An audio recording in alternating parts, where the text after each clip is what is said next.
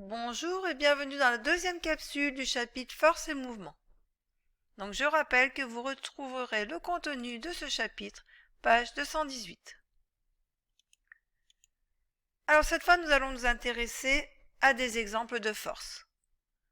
Première force que nous allons étudier, c'est la force d'interaction gravitationnelle. Alors cette force gravitationnelle a été prouvée par le physicien anglais Isaac Newton. Il a montré que deux objets s'attirent mutuellement. On dit qu'ils sont en interaction sous l'effet de la gravitation. C'est ce qu'on va appeler l'interaction gravitationnelle.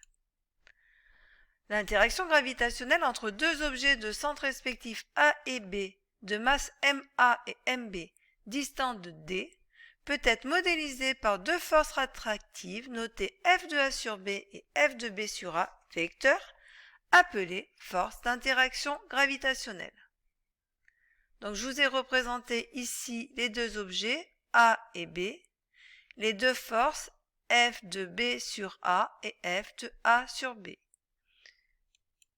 Alors ces deux forces,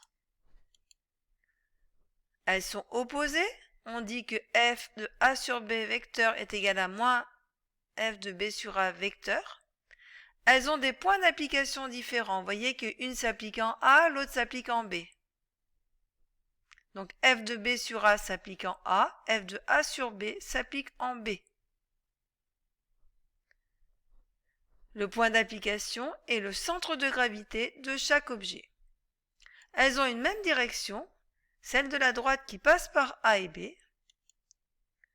Elles ont des sens opposés, de B vers A pour F de A sur B et de A vers B pour F de B sur A. Par contre, elles ont même valeur. On dit aussi qu'elles ont même intensité, que l'on appelle aussi F.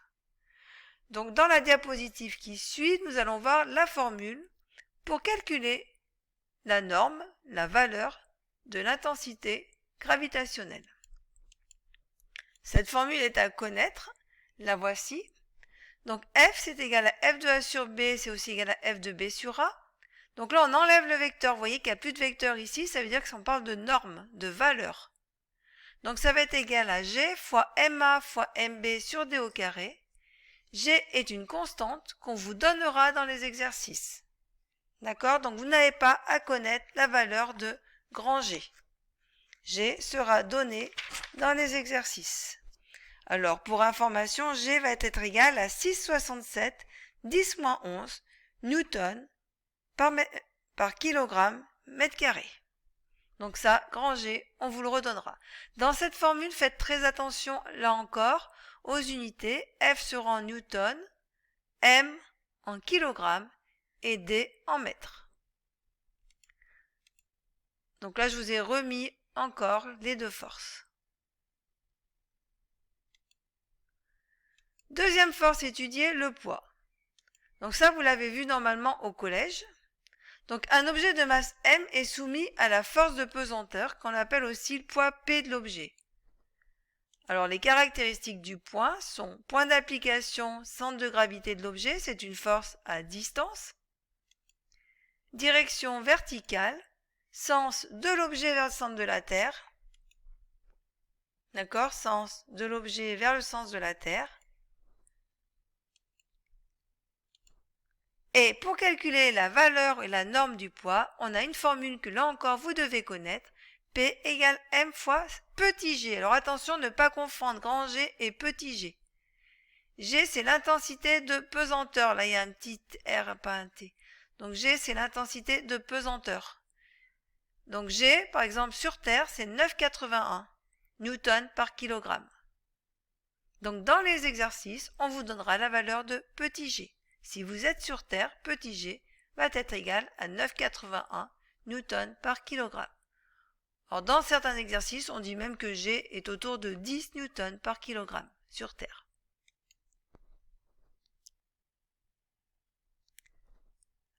La pesanteur petit g est caractéristique de l'astre qui applique la force du poids. Par exemple, pour une même masse, un objet n'aura pas le même poids sur la Terre et sur la Lune. Car G sur la Terre est différent de G sur la Lune. Quand vous appliquez la formule P égale M fois G, si le G est différent, le poids P sera différent. Donc faites bien attention ici, un objet de même masse n'aura pas le même poids, suivant s'il est par exemple sur la Terre ou sur la Lune. Donc il ne faut pas confondre la notion de poids et de masse. Un poids est en newton, une masse est en kilogrammes. Alors ce que l'on va appeler poids d'un objet, c'est la force de l'astre sur l'objet. D'accord? Quand le poids, par exemple votre poids sur Terre, c'est la force de la Terre sur vous. Réaction d'un support. Donc ça, c'est une nouvelle force que vous devez connaître. La réaction normale du support modélise l'action d'un support en contact avec un objet. Donc cette réaction, elle est perpendiculaire au support. On dit qu'elle est normale. On la représente par un vecteur R. Alors, comme tout vecteur, il y a des caractéristiques, donc un point d'application. Donc le point d'application de cette force, qui est cette fois une force de contact, ça sera le centre de la surface de contact entre le support et l'objet. Direction perpendiculaire au support, sens du support vers l'objet. Alors je vous ai fait un petit schéma ici.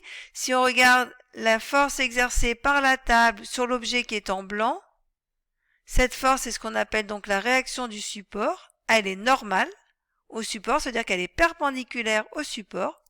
Elle s'applique au milieu de la surface de contact, donc à peu près au milieu de cet objet en blanc.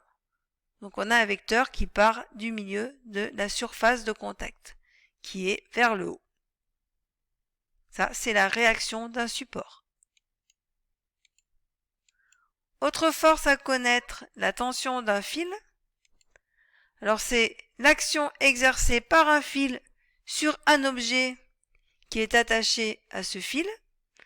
On la représente cette fois par le vecteur T comme tension. Il y a des caractéristiques, un point d'application. Alors cette fois c'est une force de contact. Il y a contact entre l'objet et le fil. Donc la force partira du point de contact entre le fil et l'objet. Une direction, celle du fil. Un sens, de l'objet vers le fil. Donc je vous ai mis un petit dessin ici. Donc si je regarde la force exercée par le fil sur le poisson, c'est une force de contact. Elle part du point de contact entre le fil et le poisson, ici.